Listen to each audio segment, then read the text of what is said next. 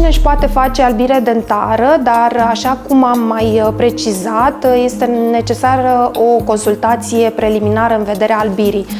Eu niciodată nu fac programările, adică pacientul sună, vreau o albire și vine și i-am făcut albire. Nu.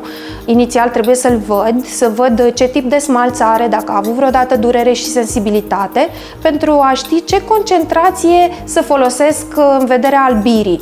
De obicei comunic foarte bine cu pacienții mei, folosesc albirea Zoom și de obicei acestea se fac niște cicluri de câte 15 minute.